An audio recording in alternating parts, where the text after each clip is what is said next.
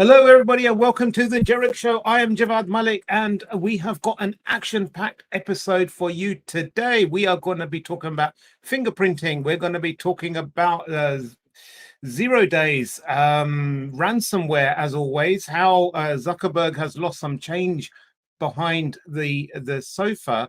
And also, we have a very, very special guest who I'm very excited is going to be joining us. All that on today's episode. Welcome to the Jerich Show, featuring your hosts, Javvad Malik and Erich Krohn. Timely topics, poorly presented.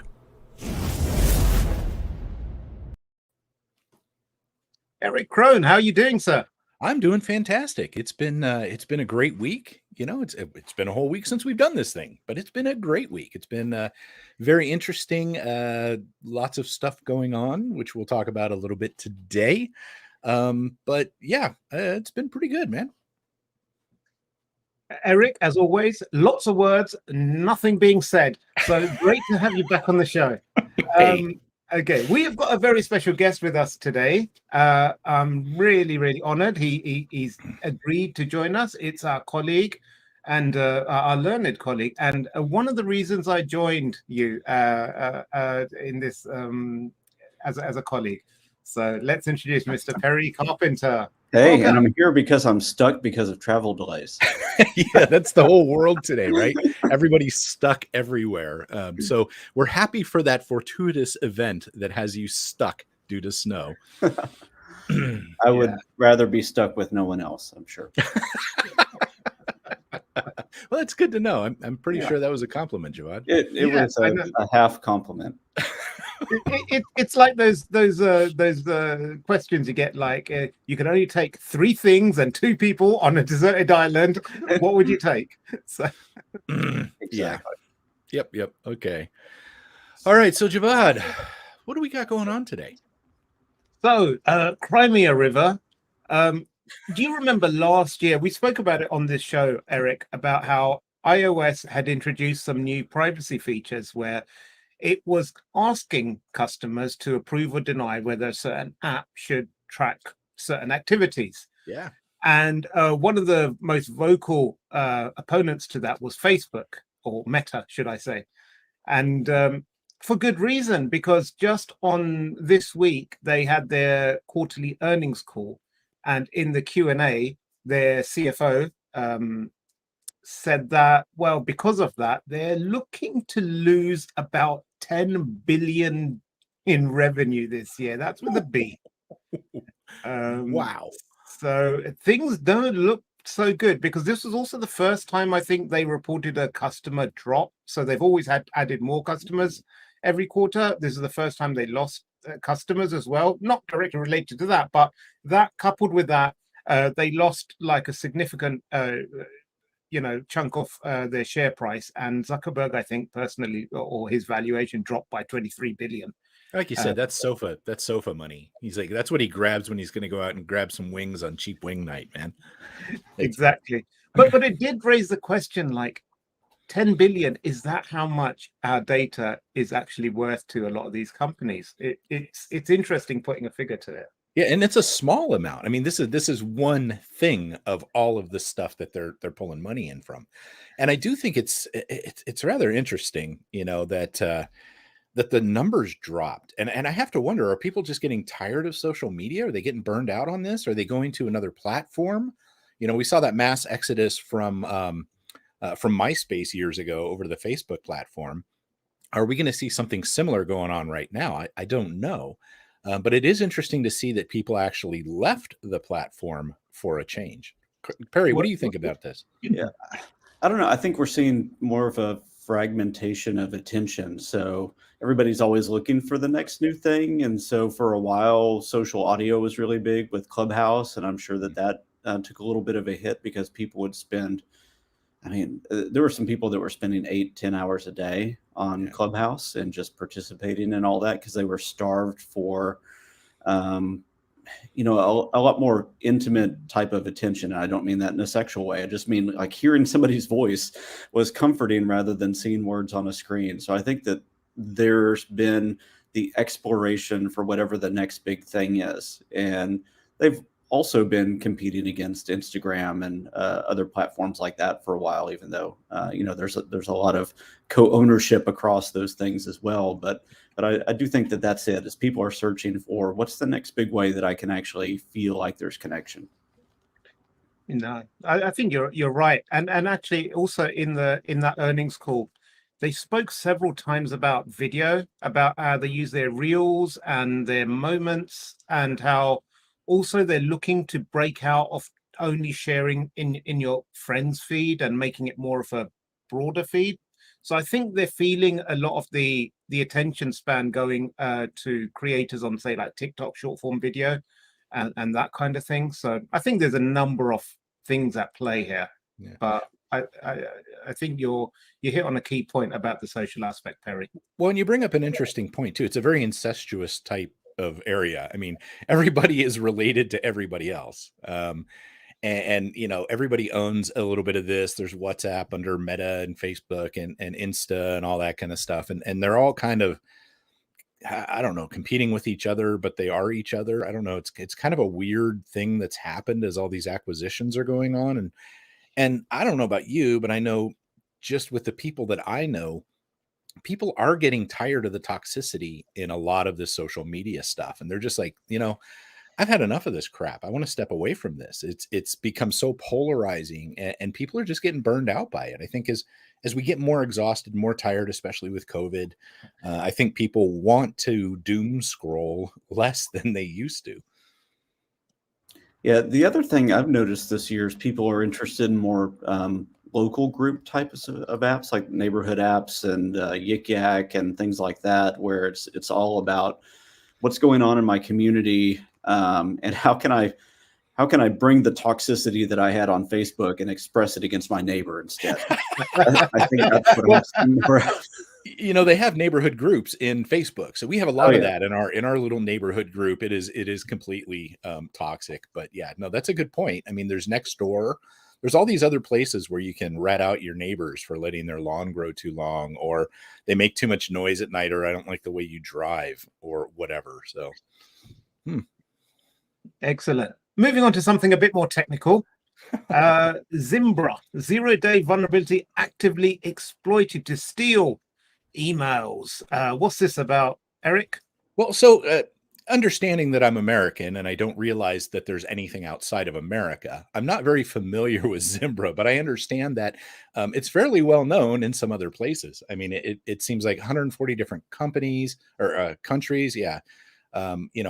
Hundreds of thousands of businesses, et cetera, but there's a security vulnerability that allows people to get in there. And yes, it is being apparently run by our second favorite adversary. I don't know anymore, but China. We always have to point fingers at China or Russia, and here they are again, jumping in and doing the 0-day stuff, stealing information, getting into people's emails. I mean, if we haven't realized by this time how important it is to protect email, and I'm not just saying that because I wouldn't know before, but if we think about all of the things that happen through emails when they end up getting compromised, I mean, turning around and firing off attacks within an organization and all those kinds of things, it's no surprise that this is targeted so much by nation state actors. That's right. Perry, do you have any thoughts on the geopolitics of this all? Not necessarily the geopolitics, but really just I think reinforcing it. It's amazing the amount of power that simple access to email gives to somebody, because it's either the data that you want is there, or or there's a connection to something that's there, or I can use email in order to impersonate somebody that has access to the thing that I need, so that I can use that as a social engineering vector. So it's a nexus point for a lot of bad things. And the other thing that I've noticed, having a few different kids living in my house and coming through my house all the time, talking to each other, is the disconnect between the way that our generation views email and the generation that's coming up. there's a lot of lessons to be learned before they enter the corporate world and have to have this email client in front of them all day. And I'm interested to see what that transition period looks like as we try to indoctrinate, I guess, an entirely new generation into what good email habits are and how to think about it properly. Maybe we're going to move to TikTok for business. I don't know. Well, right? I think what we see though with things like Slack and Discord is a move to different forms of collaboration. So you're not too far off the mark. And even Slack, I think now says, hey, do you want to save time by not sending text? Would you rather send a little video clip or an audio clip to somebody? Yeah.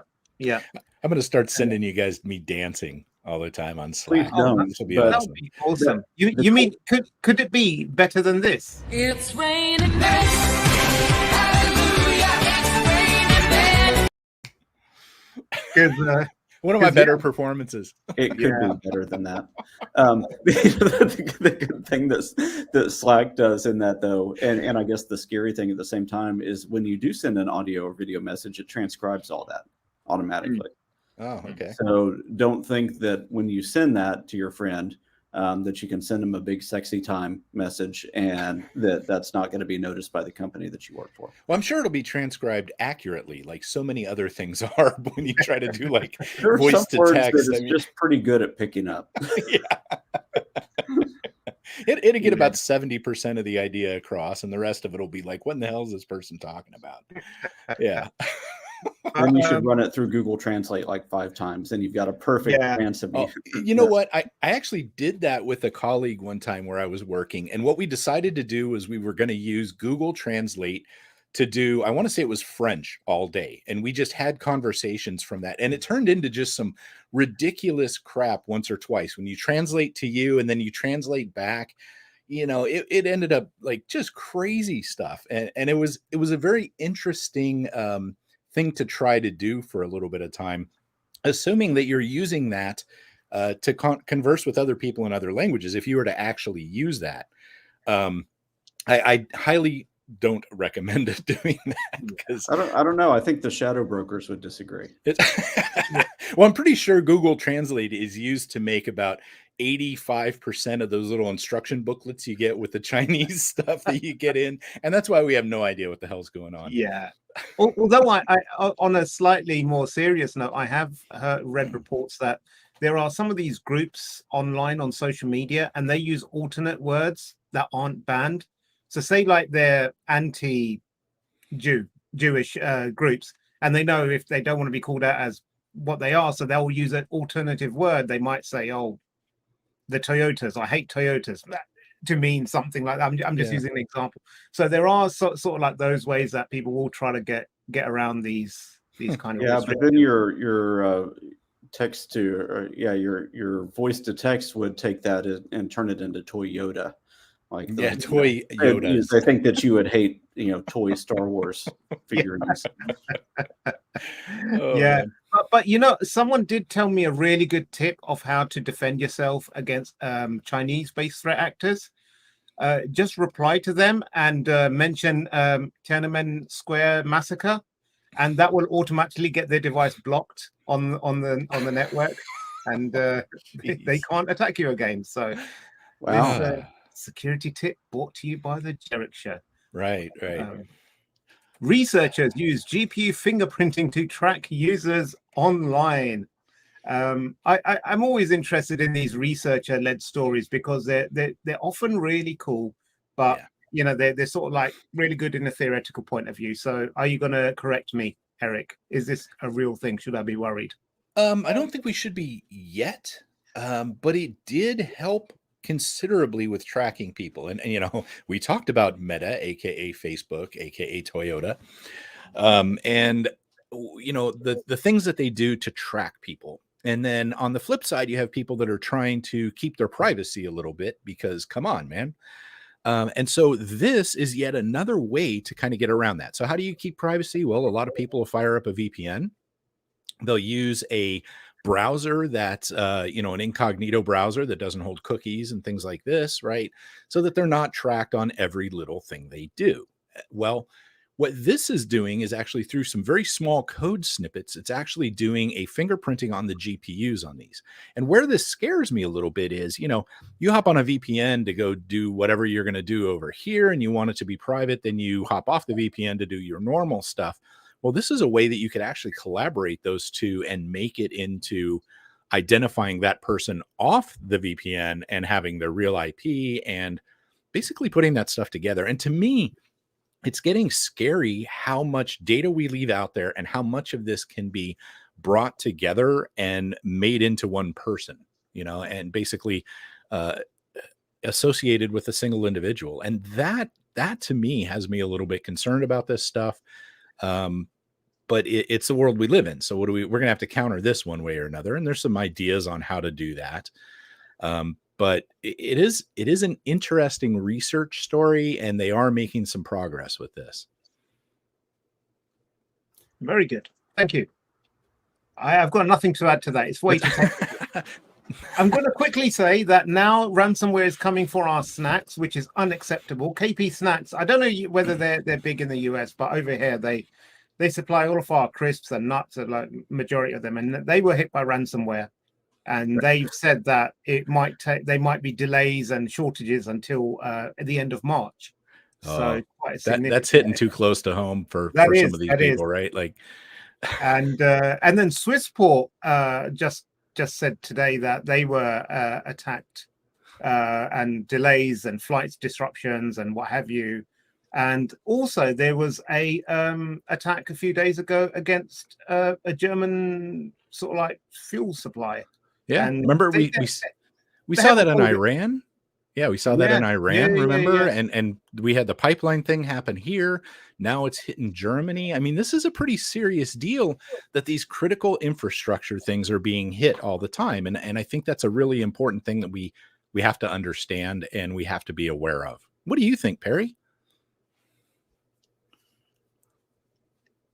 I think I have to get back to my browser so I can unmute. We caught him. He's not even paying attention to the shows. This is fantastic. I mean, so I've been actually fascinated by the story that you had a couple minutes ago on the device fingerprinting. So if I can go back and make one more comment there, I think that we see those big stories about this one, type of thing like a GPU fingerprint, and everybody's attention goes there. And you rightly say, yeah, that's not the biggest deal right now.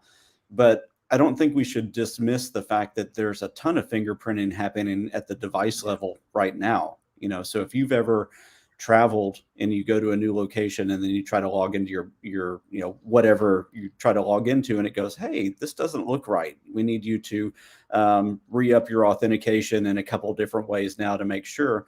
Well, that's because, IP is part of that, geolocation is part of that, but there's also other things that are going on. So if you ever, if you switch to a new machine, the same thing happens, even if you're coming from the same IP that you were trusted at before. And it's because they're looking at a combination of factors. They're looking at IP, they're looking at geolocation, they're looking at browser configuration, they're looking at the type of processor that your computer, all these environmental variables that get sent up are the things that are being looked at. And there's a specific device fingerprint that comes along with that says, this is Erich, or this is Perry. And so this fingerprinting stuff, when it can be brought down to one component, that gets really scary, because right now it's the collection of things. But it does lead into a conversation that Erich and I had yesterday with some of the Inside Man cast, where there's a scene where a character shreds a SIM card out of his phone so that he couldn't be tracked anymore. And somebody said, does that really work? And it's like, or is that really a thing? And I said, that is a thing. It doesn't totally protect you, though, because if you've got Wi-Fi and Bluetooth on your phone and you're walking by a Macy's or a coffee shop, the rest of that profile still exists. So you can't call that phone anymore, but it's still findable. And you could still triangulate on that person in different ways. I don't think we should dismiss the fingerprinting yet, just because it's not down to a single component. Well, if you think about it, Microsoft's been doing fingerprinting for years. I mean, if on Windows you change your hard drive, it's like, oh, this may be a new computer, time to reactivate, right? It's looking at those as groups. And the GPU thing was interesting because it's not just pulling like a serial number or something out of there. It's actually doing some computations using the GPU, seeing how quickly it does it, and using that as the fingerprint. It's not just going off a serial number or, like in a computer with a MAC address or something like that. It's actually doing computation. So they were showing how multiple different cards of the same card have unique GPUs just because of the manufacturing of that card. You're like a snowflake. Yeah, right. We're all snowflakes.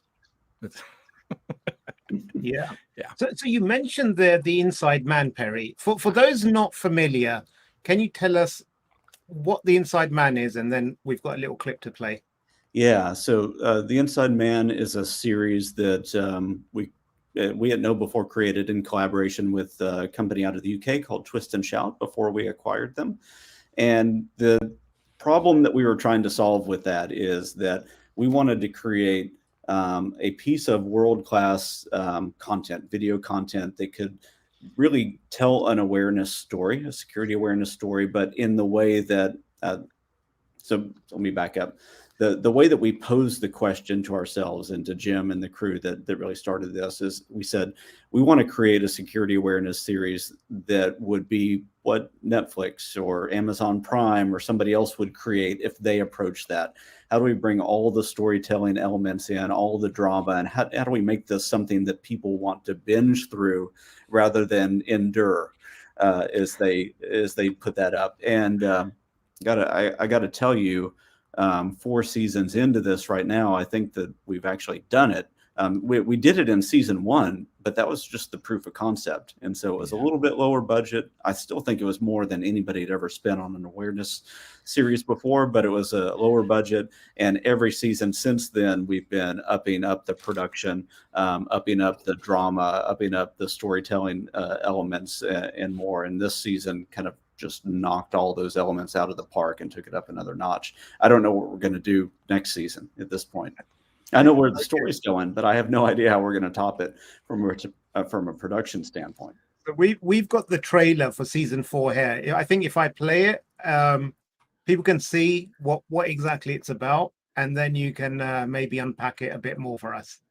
Yeah. So let's roll the VT.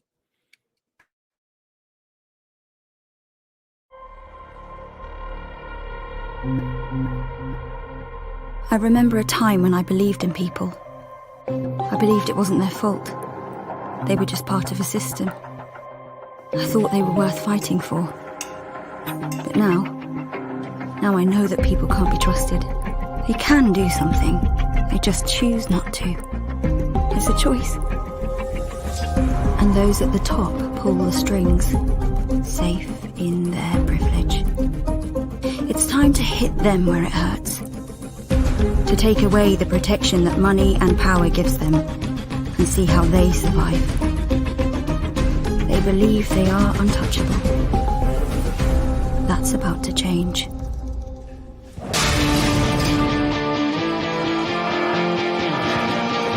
The pipeline was reportedly taken offline by a coordinated cyber attack.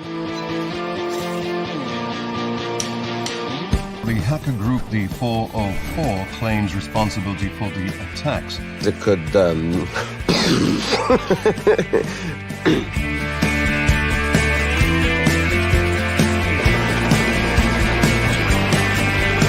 Lars, do not go into that room. You're gonna blow up that station!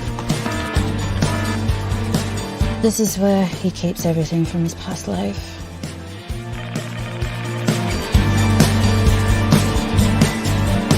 Let's go get in the car! The me that they see, it isn't the real me. Get out. Just let Get out! I'm sorry. I told you. I'm out. What's going on? Every client we have is under attack.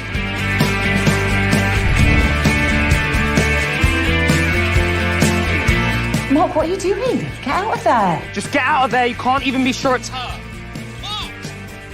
Who fixed this? Mark, what's going on?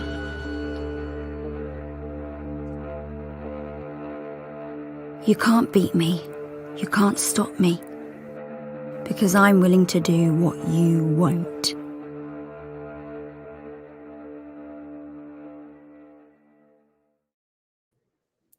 Wow, that is Yeah.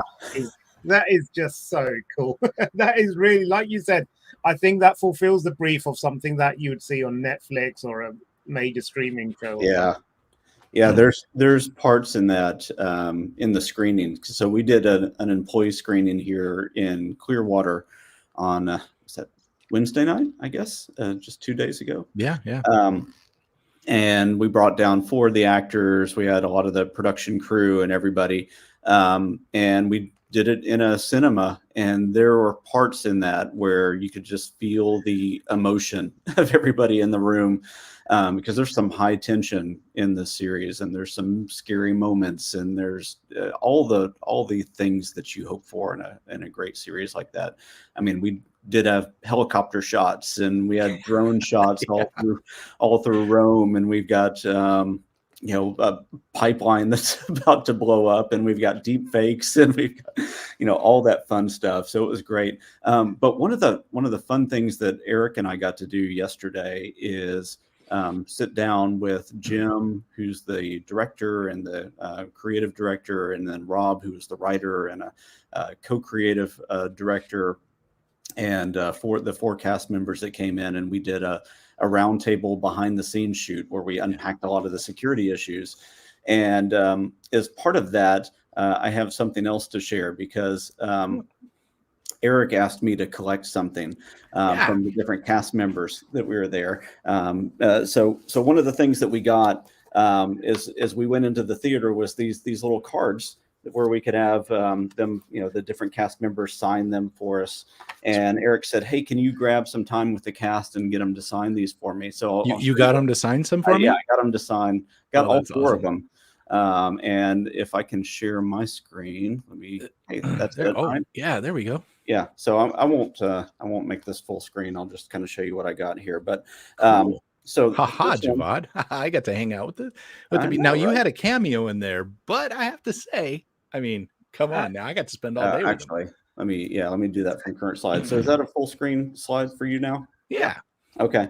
And you can still see me here. Nice. So the first one was from Ben, who plays Mark. Yeah, he's awesome. What he wrote to this. Oh yeah, this is a little bit different than maybe what you were hoping for, Eric. We spent good time together. Come on now. Yeah, here's what he says. He says to Javvad, thanks for the loan of the PA, of the personal assistant. Eric was cracking. Thanks, Ben. Excellent. Perfect. You have them convinced that I'm your PA. Is that right, Javad? I mean, come on. If it walks like a PA, quacks like a PA, then well, at least I was cracking. I mean, come on. No. Ben was a cool guy. I mean, I'm surprised. Here's Eric. Here's yours from Kat Giorgio. She says, and we spent some good time together yesterday. Oh yeah. She says, "Nice to meet you, Eric. But it's such a shame that the real deal Javad couldn't be here instead." Dude, are you kidding me? Kat. Oh man.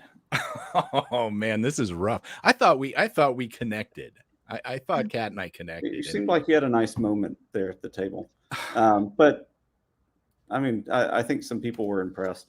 Brandon and I, we had eye contact. We were like, "What's up, homies?" I know he's gonna, you did make little soulful eye glances at each other. Oh, yeah. I saw that. Oh yeah. Here's what he says. This is still not to you for some reason. Still not to me. No, he says, "Hey Javad, thanks so much for loaning us your PA. It's so kind of you to support that charming young man." Oh, man. Now it's like a charity case. Come on, man. What did you ask? How did you ask them, Perry? Were you like, "Hey, Javad wants you," or did you tell him it was for me? No, I said, Eric, you've spent time with him. Just write what feels right at the moment. What did you get out of that interaction? Channel your inner self and express it. And apparently you made an impression. All right, so last one. Oh, yeah, this one. She made was an cool. impression too. She was So, really yeah, cool. Christy.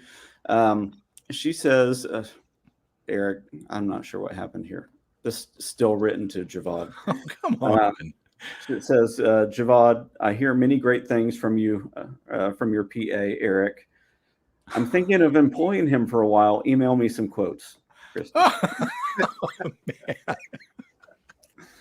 So that's that. Apparently, you made an impression, and I'm not sure what the impression was, but it doesn't seem like what you were hoping for. No, this is kind of heartbreaking now, Perry. I mean, I have to say, I think maybe you didn't ask right. Maybe I need to put better parameters around the request next time. Maybe it's that I'm not your PA. Man, Javvad, I don't know what you did to get in these people. You did have a cameo in season 4, though, and I believe That's you good. did do a pretty good job. So maybe that's what they're thinking. It got great reaction in the theater. I'll tell you that. So every shot with Javvad got a great reaction immediately. Let's not tell him that. It's going straight to his head. He's going to need a he'll wider hear it angle. if we don't tell him. So Yeah. Right. But I don't think we need you next week, Eric. Like, it's Apparently not. I'll bring you coffee or something, right? Yeah. No, you know what? It was really cool yesterday, though, talking to the cast. And one of the cool things that I thought we saw out of that was they asked a couple of them, like, do you feel like you're more security aware now? And pretty much everyone they asked was like, oh yeah, almost to the point of paranoia. And it was nice to see that, because that's actually the effect that we want to have on other people too. Mm-hmm. And what we found is by blurring your screen, Javvad, nice. And he ran away. But anyways, yeah, it's oh, you're back. Okay, cool. But that's the impact that we want to have on people is to have them understand this without being like in your face. I mean, traditional training is like, don't do this, don't do that. And there's a place for that in some cases, but this is so much different. I mean, it's a season and episode thing. We're on season 4. I mean, if you haven't seen it, folks, it is absolutely amazing what's going on with this idea behind training like this. Yeah, there's been some really funny things that have happened with Inside Man, and the way that people become raving fans of it. And speaking of raving fans, one of the things we did is we held a contest where if somebody could enter and say that they believe that they're the biggest fan of the Inside Man, and that we would bring them down to the screening. And the person that won this actually was a teacher that showed this to her class as part of their security training. And she had mentioned the contest to the class, I think, and they all got together and nominated her because she is such a fan of this. And she lives in Minnesota in the US, where it was -25 the day that she left to come here, and got to Florida, and it was in the mid to high 60s, I think, that day. So it was a good time for her. And it was a really special time for her to be able to meet the cast and the production team and everybody else. And that was great. But one of the other fun things that happens with this, and it's happened more than once, is that there will be not an admin, not an executive, not anybody else that's approved the training, but somebody that's receiving these episodes of the Inside Man as a normal end user in a company. And they get kind of mid-season, and then they move to another company.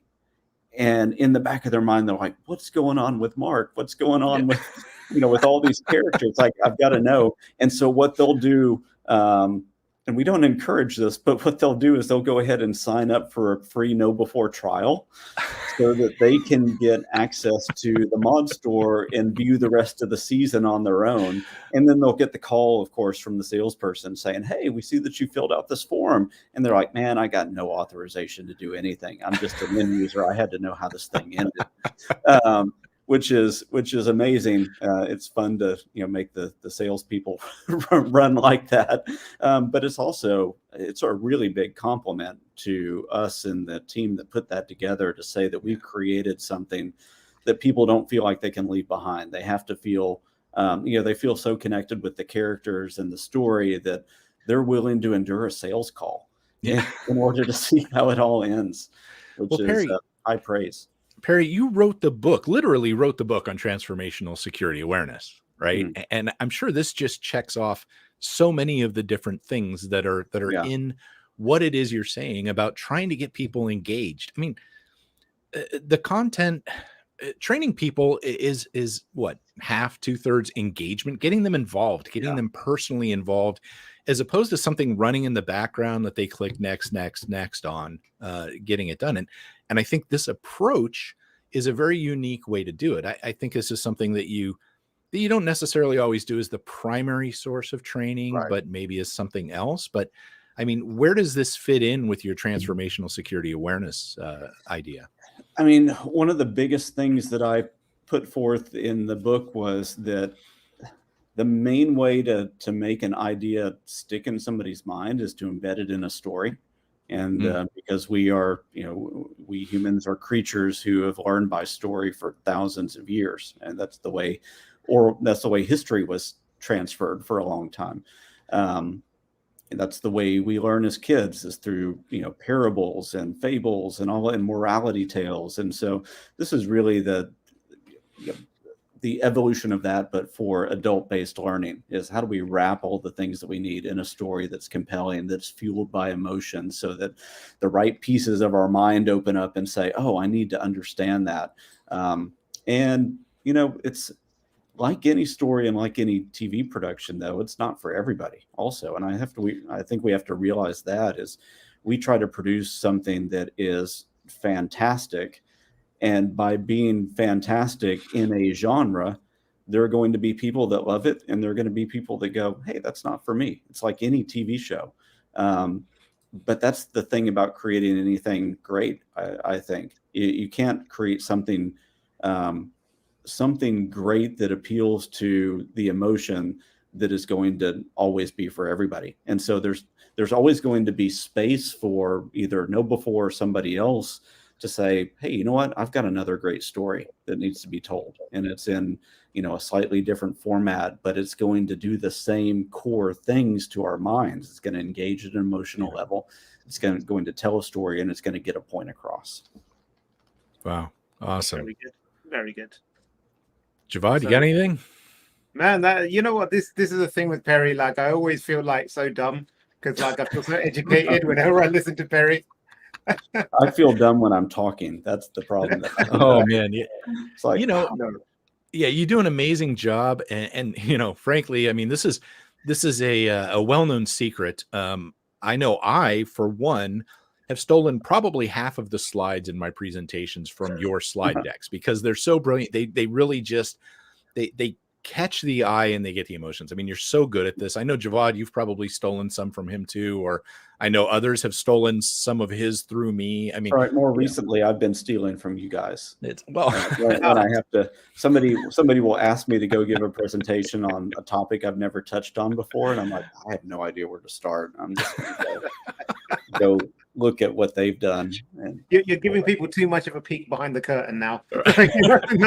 Yeah, it's a very incestuous slide sharing situation. Speaking of incestuous relationships, not only Facebook and social, but this whole team. Yeah, no, I just can't say enough about this series. Having been a fan from season 1 and watching everything progress. I mean, the production values are way up. They hired 2 freaking helicopters this time to fly around London, right? They had one filming another helicopter. It was amazing kind of stuff. And like we mentioned, the drone footage is mind-boggling in some of this stuff. So I got to give Jim Shields and them credit for what they've pulled off.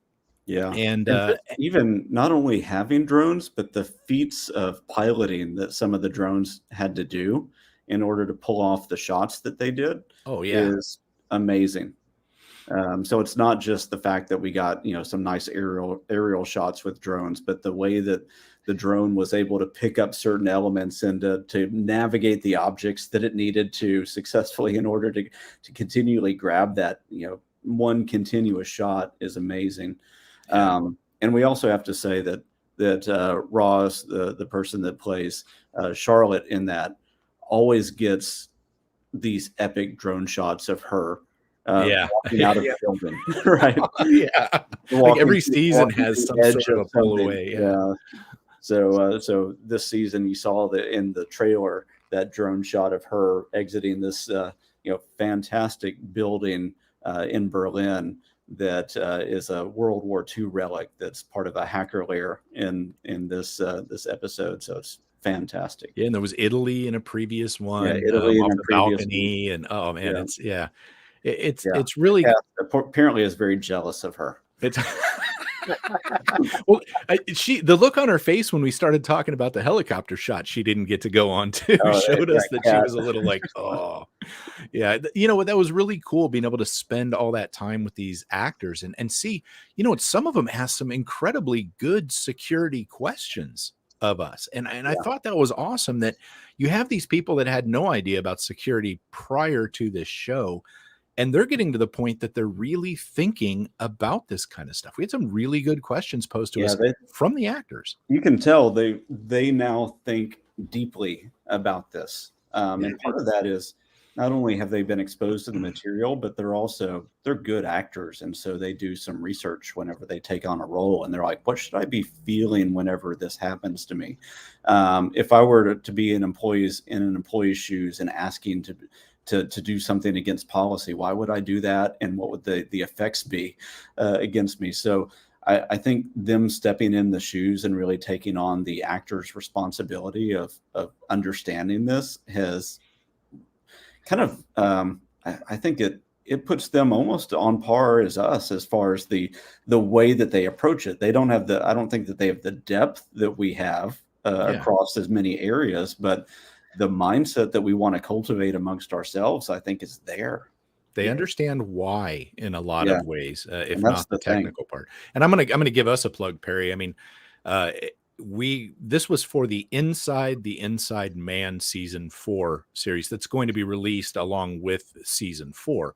So it's basically us going through each of these episodes and being there. So if you want to see these conversations that we're having, it is a fantastic thing. They've done it for every season. This is the first one I'm on, so of course it's the best of the Inside Man, as you can see from what they sent to Javvad. Yeah, you made an impression. Yeah, apparently. No, but it really was neat to see this kind of stuff. So look for that series too, folks, if you do watch this. So yeah, and we can find the link to the previous behind the scenes stuff, and I'm sure you can add that to show notes or whatever. Yeah, we're going to add the links and some other stuff to the show notes here. Once this is out there, we're doing it live right now, but it'll go out in the podcast version as well. So we'll have the audio version posted up this afternoon, and this will be available on demand as well on our YouTube channel and some other places like that. And don't forget, folks, please, I'm going to pop this up again. Remember to hit the like button and subscribe. We need like 2 more subscribers, and then we can change our channel name, because Javvad set this up originally. I don't know, blasphemy. Oh dear, he's got censored. That's a shame, isn't it, Perry? So anyway, Perry, thank you so much for joining us and gracing us with your presence. It's been thank you. So I was a little bit facetious at the very beginning when I was saying the only reason I'm here is because I was stuck. So been looking forward to participating for a while. So thanks for having me. Oh, not a problem at all. There's MTV Cribs. That it used to be a show on MTV years ago. It's like they used to go to famous people, like musicians and everything there, and they'd show them around their house. And there was a boy band. I can't remember which one it was, but they were like young teenagers or whatever. And they actually had decorated all of their bedrooms to resemble the Marriott rooms, because that's where they would stay all the time. And they said it was a great way to getting over like homesickness.